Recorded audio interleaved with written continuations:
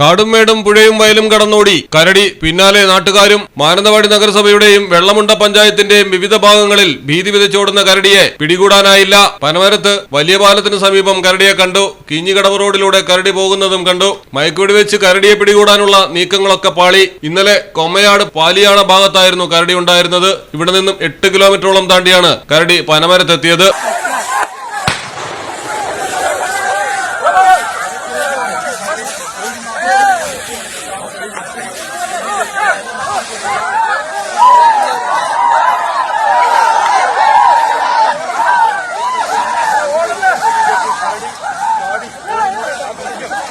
പയ്യമ്പള്ളി മേഖലയിൽ കരടി ഇറങ്ങിയിരുന്നു. പിന്നാലെ വള്ളിയൂർക്കാവിലും തോണിച്ചാലിലും കരടിയെത്തി. ജനവാസ മേഖലയിലൂടെ സഞ്ചാരം തുടർന്ന കരടി പിന്നീട് കരിങ്ങാരി കൊമ്മാട് മേഖലകളിലെത്തി. വീടുകളിൽ കയറി കരടി പഞ്ചസാരയും എണ്ണയും എടുത്തുകൊണ്ടുപോയി. കൊമ്മാട് പള്ളിയുടെ പരിസരത്തും പാലിയണ സ്കൂൾ പരിസരത്തും കരടിയെ കണ്ടു. കരടിയെ പിടികൂടാനുള്ള ഊർജിത ശ്രമം തുടരുകയാണ് വനം വകുപ്പ്. Malayalam television, Wayanad.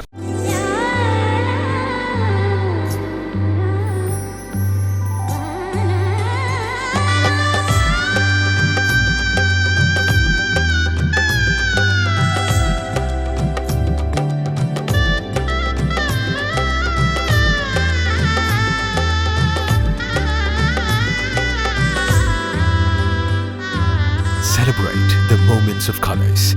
KMT Silks, Perindalmanda, Kottakkal.